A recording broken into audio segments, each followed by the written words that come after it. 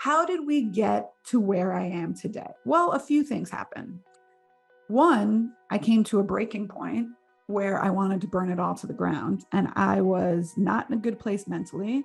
I had already reached seven figures in business, but I was still doing everything. I was teaching, I was treating patients.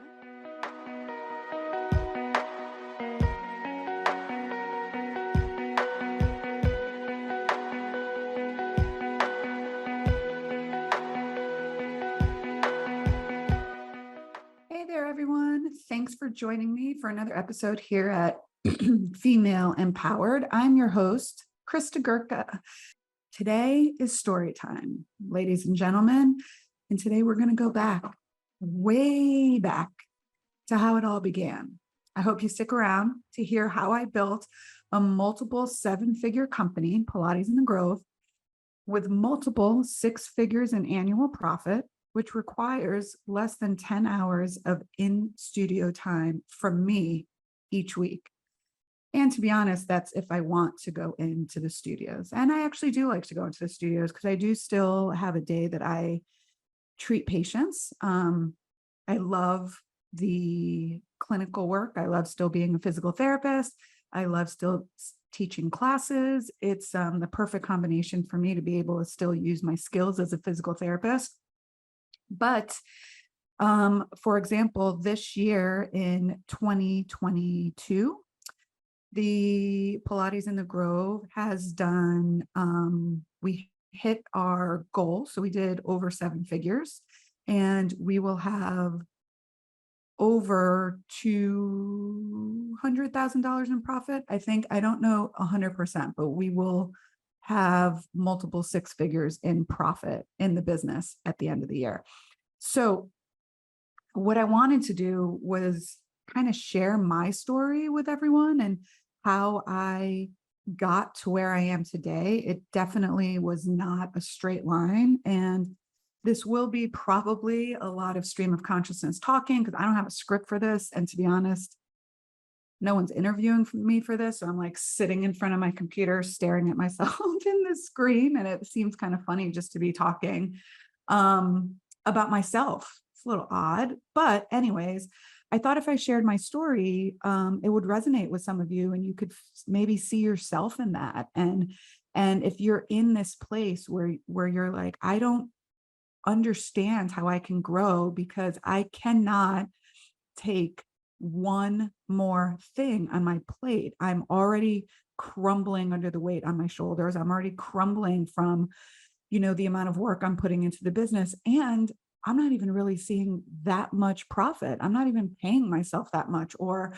I'm tired of taking all the sub requests for people that just want to take time off. Or if you're like, well, I would love to take time off. Why do they get to go on, on a vacation when I'm here subbing for them at 6 a.m. or 6 p.m.? Well, there's reasons for that. And I can empathize because I was there for a long time. I was there. And what I'd like to share with you is what I've done specifically over the last 3 to 5 years to create a business that does not run on me, that does not require me to be driving the ship all of the time. If I left for a month, Pilates in the Grove would operate the same as it does right now, the same as it does. So sometimes it's us as owners that feel like the business can't run without us. And if you don't have a business that can operate without you, you probably just have a job. You have something that you have to be at all the time. And, I don't know about you, but for me, I wanted to create a place, a structure, a foundation where I didn't have to be there all the time, where I could travel and I could work remotely, or I could work from home, which I'm doing primarily right now. And I can walk my dog in the middle of the day and I can take calls. I mean, thanks to the power of technology, but I am in a place where I'm, the business is generating six figures in profit every year. And I'm paying myself six figures in salary every year. And I go into the studio about, less than 10 hours a week. if I want to. Right now, I'm being drawn back in just a little bit because we're onboarding new staff and our director of operations is out on maternity leave. And so, yeah, did I step back in to do that? Yeah, but I'm actually okay with it because what it's actually allowed me to do is check up on the processes that we have in place and tweak them to make them a little bit more streamlined. I've actually learned a lot and recognized that we haven't updated some of our processes in a while, especially since switching to a new scheduling platform. And so it's been good for me actually to be back in the studio and to see really how hard it is to teach multiple classes in a row and take this many clients. And so I'm eternally grateful to my team that does that all the time. They're the ones that are allowing me to have this life that I've dreamt about for so long. So without my team in place and without me allowing the team to do their job, and when mistakes happen, we handle them and we figure out what we need to do, moving forward. And so that's been really eye-opening for me and really eye-opening for my team, I believe. And so let's take it back to what the company looked like at its inception. So if you followed my story for any length of time, you know that my first business venture was Pilates on the Beach, which I opened in 2008 in the middle of a recession that I had no idea was going on because I was too young and broke and I didn't know anything about politics anyways. So I had no idea there was a recession going on. It was a side hustle. I was working full time as a in-network physical therapy practice. And we were doing Pilates with our patients. And we I thought, this is so silly. We have all this built-in clientele and we're sending them to all these Pilates studios around the city. We don't even know people at these Pilates studios. And I just thought that seems so silly. Like, why don't we have a place where they can continue to come when they're done with therapy? And a lot of them didn't want to do privates, didn't need to do privates. And so what I did was open right across the street from my clinic. Literally, it was on top of a bakery, which I believe probably back in the 1930s or 40s was probably where the bakery owners lived because it had even a shower and everything upstairs. So it was a walk up and it was like 300 square feet. It was tiny, 300 square feet. We had, I think, 5 reformers that we shoved in there and we had to carry them upstairs. And I think 1 Cadillac in the room. And so I operated out of there for a couple years, working both in the clinic and for the studio. And fast forward in 2010, I opened Pilates in the Grove. And then 2015, we opened our second location of Pilates in the Grove. Between 2010 and 2012, I dissolved my partnership. I sold Pilates on the Beach. Actually, I walked away from Pilates on the Beach based on what our operating agreement was. And that's a whole other podcast, a whole other story. But when I started the business, I had no idea what I was doing. Literally none, no idea. I didn't know what brick and mortar meant. I tell this story all the time. I was on I saw it on Facebook. So I signed up for this webinar when webinars were becoming popular and everyone was talking about brick and mortar. And I didn't know what that meant. I had to Google it. What does brick and mortar mean? Oh, a physical space. All right. So I had no idea. I didn't know what an operating agreement was. One of my friends who was an attorney was like, you need an operating agreement if you have partners. And I was like, it's fine. Everyone's good. And thank goodness, because it didn't end up being fine. And we had to eventually dissolve that partnership. And without that operating agreement, it would have not gone well. Okay. So, it's important. I also thought that if everyone put in equal money, everyone was equal partners. We all put in $2,400 to start the business. So Pilates in the Grove is now a multiple 7-figure business. I think we'll do 1.5 in revenue this year. And I started with a $2,400 investment and some borrowed equipment. Okay. So when I say I didn't know what I didn't know, I'm not kidding. I had no idea what I was doing. What I did know was I was a hard worker. What I did know was I was really good at building rapport with people. What I did know was I was an amazing physical therapist and a really good Pilates instructor. So that I knew that I had the skill and that I was also eager to learn. And I was always looking, I was very curious. I've been this way always. I'm a high achiever for sure. Definitely a perfectionist. And so when I went into this, once I started doing it, I was like, I'm going all in.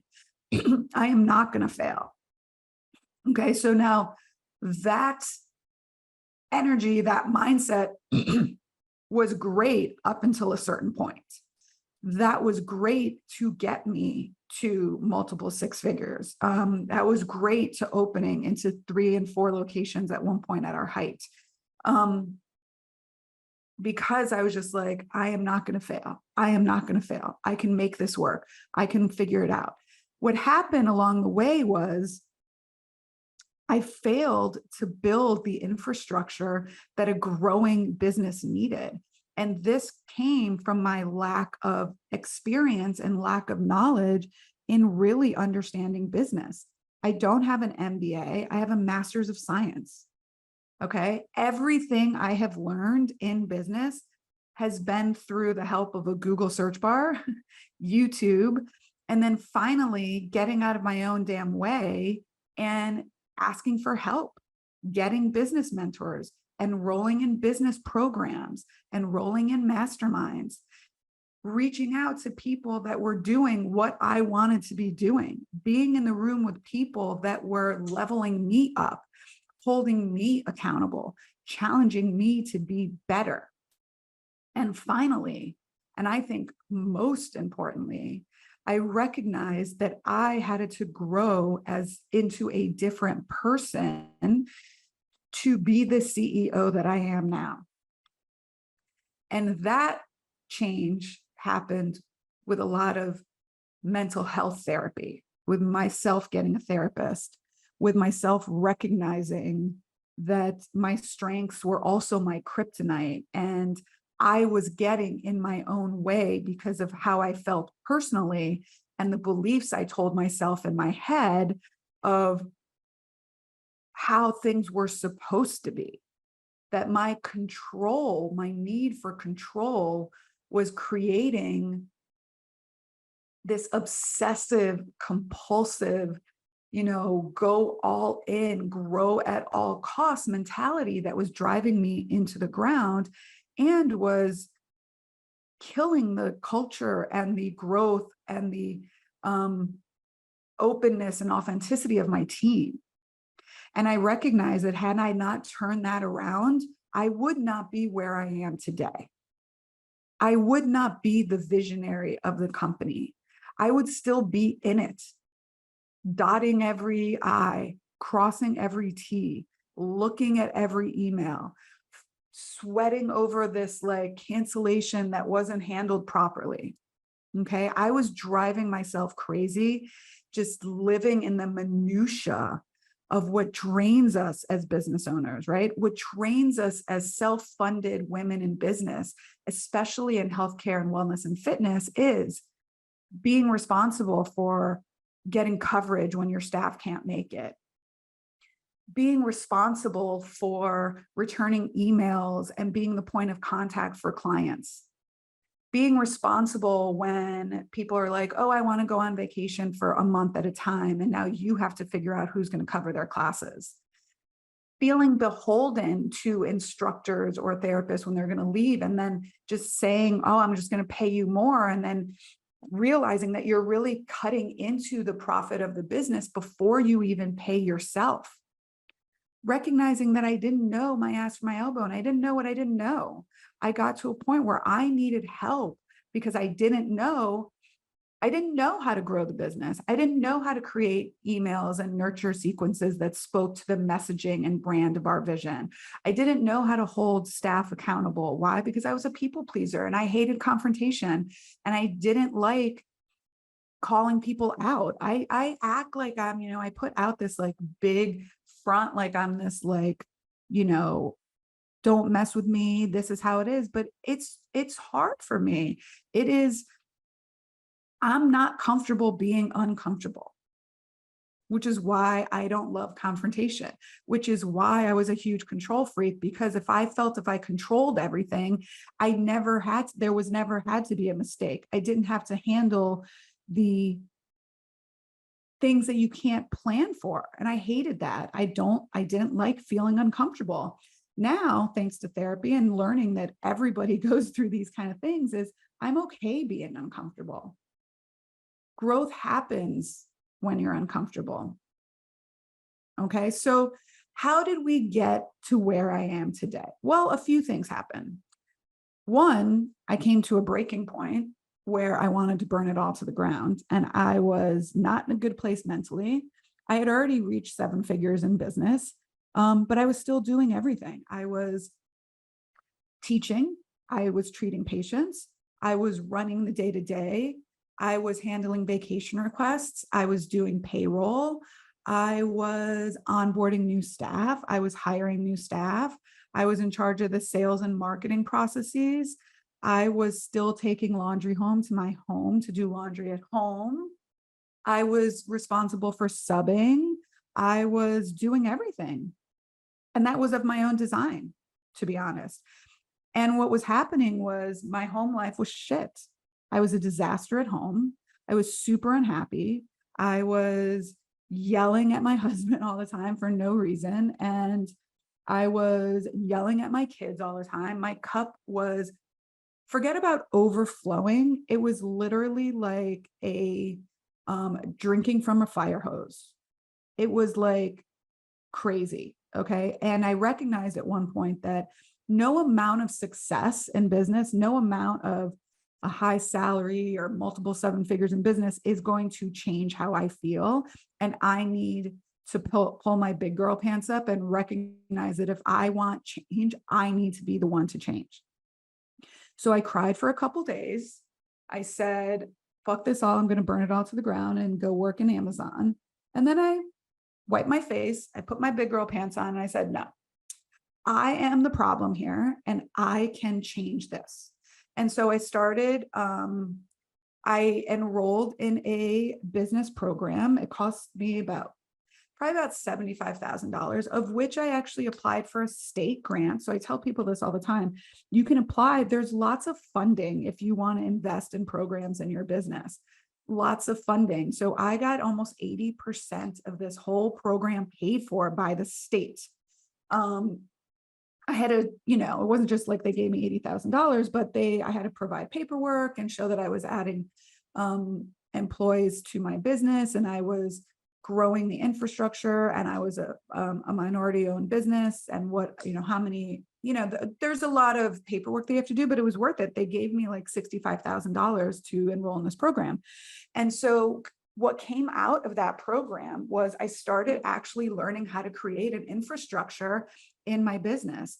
And I hired my first non-revenue generating employee, which was someone who had an MBA, who was basically an operations manager. And that was Steve. And he came in 2000, and I want to say it was the end of 2018, beginning of 2019. And he really helped transform the business. He really helped put in systems and processes, improve our internal communication so that not every single touch point was coming through me directly. He became a buffer between myself and the team. He helped instill our management process and how we hire and promote from within. We created jobs, roles, and responsibilities for the entire company. We started evaluating people. We created our core values. We started holding people accountable. We really changed. The core of our business didn't change, but we changed how we operated from the inside out. The team deserved that, right? And so that's also when we transitioned everyone to an employee. That's when we started looking into better benefits for the business and really treating the business like a business. Okay. If I wanted people to be accountable to me, to really view their job as an employee, and I wanted to create that place for them where they were making a significant salary, where they were getting paid time off, where they were getting high continuing education bonuses, where they were getting health benefits, which didn't come for a couple of years, but they were starting to get performance bonuses. And we started talking about revenue shares and profit sharing. So it took about 2 years for us to put all of these processes into place. And then bam, March of 2020. And I firmly believe that had we not been going through that process up until then, I probably would have crumbled under what the pressure of 2020 brought to all of us in healthcare and wellness. And so thankfully, we had all of these systems in place. We had created our core values. We had created an internal communication system that was working. We had started holding people accountable. We had a surplus in the bank, right? We had cash flow. So we weren't killed for cash flow. We were profitable. And we were on a point that we were a sustainable business. So that really, really helped us get through 2020 because everyone on the team at that time was bought into our mission and vision and values. And I was bought into them. They were ready to do whatever it took to get this business, to keep it financially solvent. All right. So first, I'm going to say that 1 year in my business mentorship program that cost a significant amount of money probably had an ROI 10 times what it was, because it allowed us to prepare for what we didn't know was coming, but then it allowed us to remain financially solvent through the most critical time in probably anybody's business journey up until this point. The next big change happened after 2020. All right. So the next big change happened while going through the pandemic, because what happened was we couldn't be in the studio together anymore. We really had to rely on holding people accountable. I began to recognize that people could be productive from home and people would still do their job, even though I wasn't in the studio as much, because prior to March of 2020, I still was going into the studio every single day. So I was in the studio, one of the locations, for 6-8 hours a day. So I was in the studio at least 30 hours a week. All right. What happened after March of 2020 was that I was forced to work from home. I was forced, even if I did go into the studio, I was forced to work without my team around. And what I came to recognize was that people were still accountable for their roles. I did not have to be physically present to manage my team. All right. The leaders were stepping up. Even Steve worked from home for over 1.5 years. So everyone, the therapists started working from home, doing telehealth. The instructors were doing virtual sessions. And then once we started coming back in person, we were still trying to eliminate as much crossover as possible to keep the in-studio staff as little as possible. So I continued to work from home because I saw clients out of my home. I have a studio in my house. So I was one of the people that removed myself so other staff members could get back into the studio and continue to work and earn money. So again, and what I recognized was I'm so happy in this role. I'm actually finding joy again in what I'm doing. And I bet my staff found joy in me not being there, micromanaging them all the time. I learned how to be a better leader, again, while I was going through therapy, through the pandemic and everything. I learned how to be a better leader without being physically present, and recognizing that as long as the processes were being followed, people were now being held accountable. Okay. And I could say like, hey, I'll give you a perfect example. This just happened this week.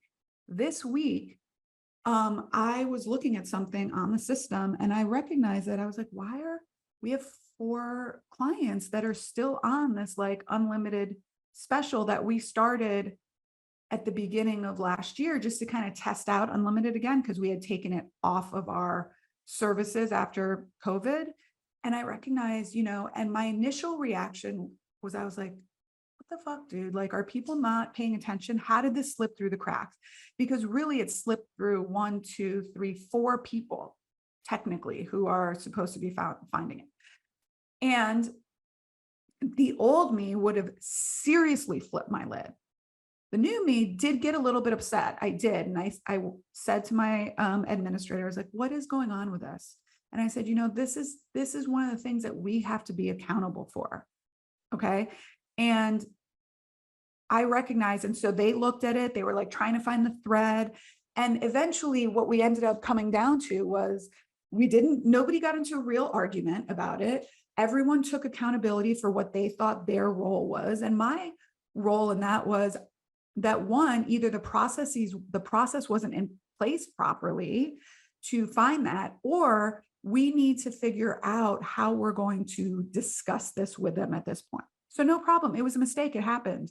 But now who's responsible and who's going to be accountable for rectifying it? And so this is something that's really important and has really, really helped me. Whenever we have a meeting, whenever we have a policy change, whenever we have an update, I am very clear on at the end of the meeting, okay, this is the to-do, who's accountable, and when is it due? So for example, if I give my new COO, Joshua, we were just on we were doing our 2023 strategy session. And so when we end the meeting, we end with, okay, you are going to be responsible for getting the updated budget to me because we had to fix some things. You're going to get the updated budget to me by December 11th. Yes, understood. Okay. So now he knows what he's accountable for. I know what he's accountable for, and we have a set due date.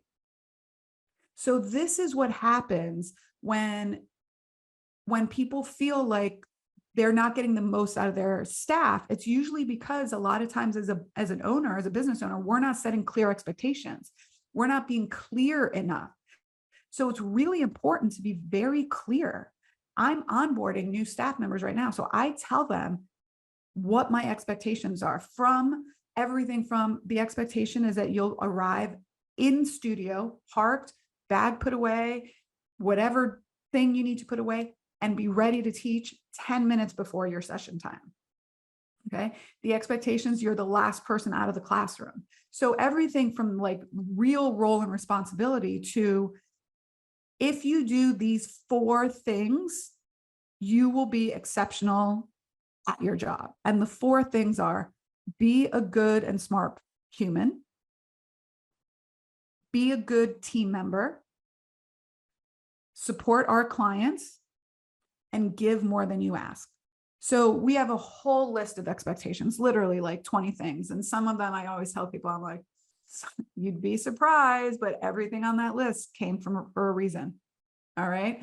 But at the end, it's one of those like too long, don't read things. Like if you do these 4 things really well and you think of them all the time, you will excel. It's be a good and smart human, be a good teammate, support our clients, and give more than you ask. And it all comes down to that basically. Okay. So it's really important that they know, like, what are they being evaluated on? How are we evaluating their performance? How can they generate more revenue for themselves, more income? Everything is lined out. So now when we're onboarding, and a lot of that stuff, by the way, I've recorded and put on video, so it doesn't take a lot of me time. So what's happened over these last like 4 years has been, we have put everything out of my head and either literally onto paper or pen, or mostly digitally, so that they can go back and review it. We have a rubric of exactly how we evaluate teachers' performance. We have another behavioral rubric of how we measure their behaviors that we want to reward. It's aligning with our core values. Do they attend meetings? How much do they offer coverage to help their teammates? How much do they ask for coverage because they're going on vacation?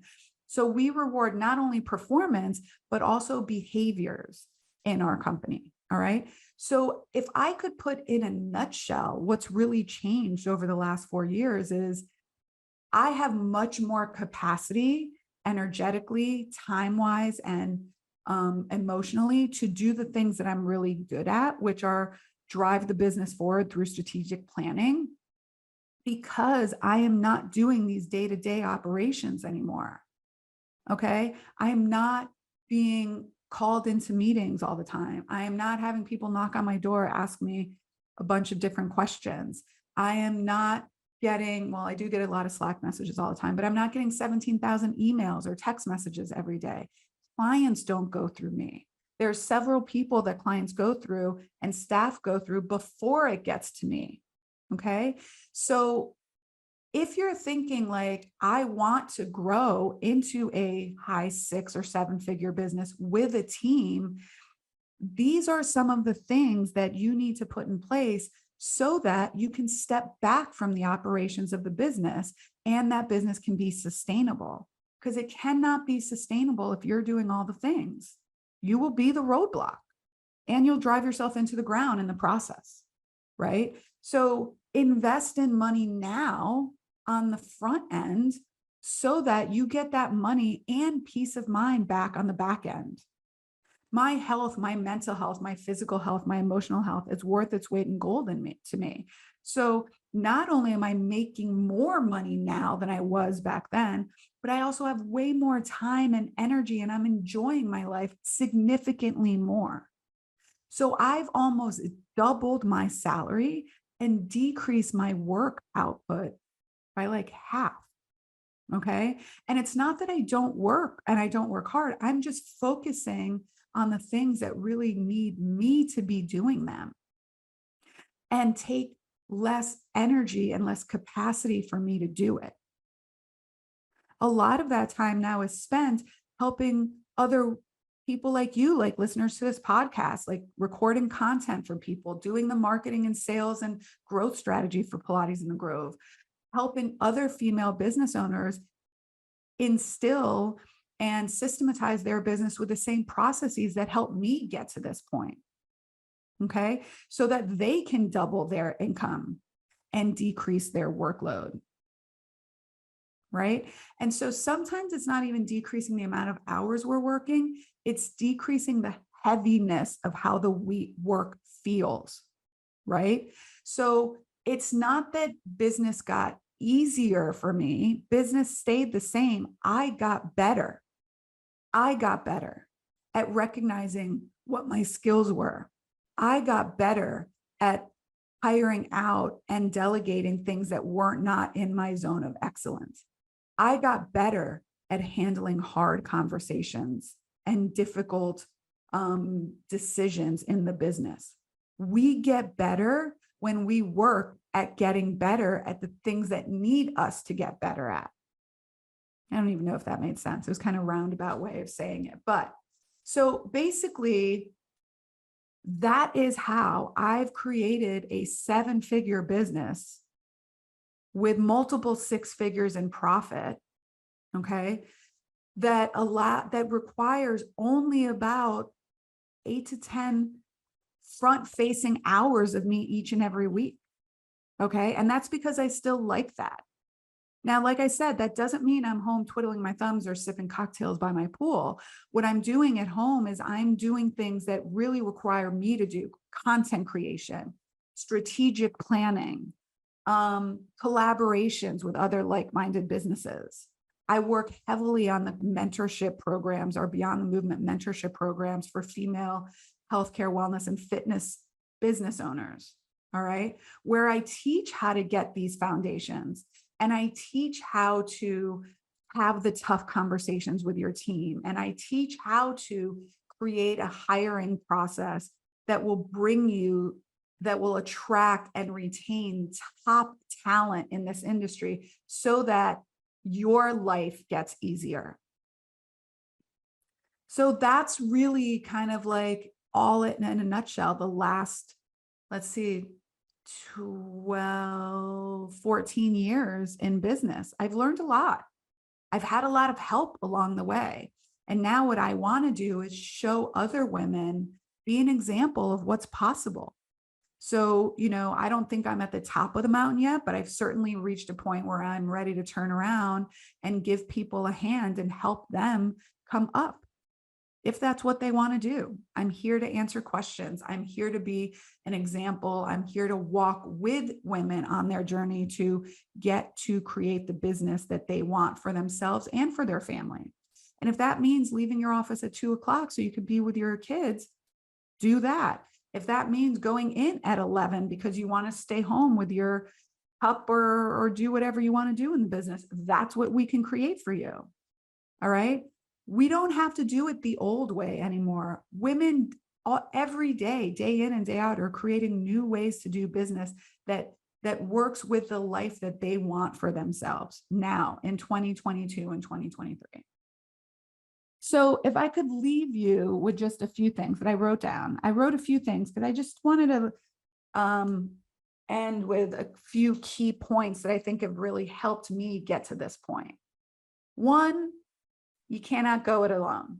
I have a strong team around me that supports me, that are not yes people. They tell me what they think. I have a virtual assistant, Sarah, who lives in the Philippines, who's amazing. My content and creation team, Uncanny Content with Latasha Doyle. I have my executive assistants, Darcy and Amanda, who are amazing, help me out on the back end. I have Joshua, who's my chief operating officer. I have a bookkeeper, Sandy York is amazing. And then my entire team at Pilates in the Grove, all of them, the instructors, the therapists, the managers, the administrative, the customer care liaisons and coordinators, all in all, I probably have a team now of, including contractors, I don't know, maybe 15 to 18 people, of which I could not do it alone. I could not do it by myself. All right. So all of these people help me live the life that I want and help Pilates in the Grove and our mentorship programs be at that, 7-figure mark annually. The other thing is detach. You have to detach from the outcomes of your business.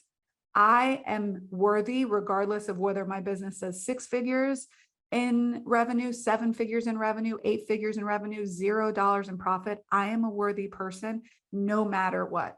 And the sooner you have to be happy and content with yourself, because I will tell you, no amount of revenue or salary will create that in you. So learn to detach from the outcomes of your business. And that's, again, like, money won't change how you feel. I thought getting the 7 figures would make me feel different, make me feel enough or worthy more than, and it didn't change anything. So, and then last but not least, I talked about this a lot on this episode, is your business will grow in direct proportion to your own personal development and growth. If you want to get to a point where you are leading from the front in your business, you have to become a different person. You have to level up from clinician to manager to CEO and leader. All right. And that for me has been the toughest obstacle, hurdle to overcome. And while I'm still growing and working on that, I have to tell you, like, I couldn't be happier with what I'm doing now. I'm feeling very fulfilled, having, created this company as a female founder that's self-funded and without a corporate background. And so I'm really happy about it. I'm happy now with the new female businesses that I'm working with. I'm proud of the 2 sons that I have that are amazing teenagers and young adults. And I'm grateful for a supportive husband that I have. And I should shout out, that I have support at home. I have a husband who's equally proud of what I do and sees my business as equally important into the family dynamics. I feel like we are truly a partnership in our household and in our parenting and in our careers. And I'm grateful for that as well. And so if I could leave you with just one thing, it's possible. It's possible to get to this side. It takes work. It takes a vision. It takes being resilient, but it can be done. All right. And if you're interested in reaching out to me or letting me know or checking in on if you want to join one of our programs, especially in 2023, to start working towards that goal for yourself, I invite you can either DM me over on Instagram. I'm at Krista Gurka, or you can head on over to my website, kristagurka.com. It has all of our stuff. Our website's actually going to be going through a little facelift right now. So it'll have new and improved stuff in 2023, but reach out to me. Get on the wait list for one of our programs, either our FitBiz Foundations program or our FitBiz Growth programs in the inner circle. And I'd love to be a part of your entrepreneurial journey. If you think that what I said today resonated with any of you and you're interested in how to grow a business similar to one that I've grown, whether it's 7 figures or 6 figures, having systems and processes is still the way that will help you get there. All right. And that's it. That's all I got. Thank you for joining me. It was a little longer episode. I hope it wasn't too much rambling. And I thank you for listening. I thank you for being a member of this podcast. It's been really fun too. It's going to be going on 2 years now. If you know anyone that would benefit from listening to this episode, I would love if you took a screenshot of yourself listening to it right now and maybe tag me over on Instagram or shared it with somebody that might benefit from that. It really helps me get this episode and these podcasts and my work and my help in front of as many female business owners as possible. And so until next time, my friends, bye for now. Be strong, be brave, be courageous, and you can do it. Take care, everyone.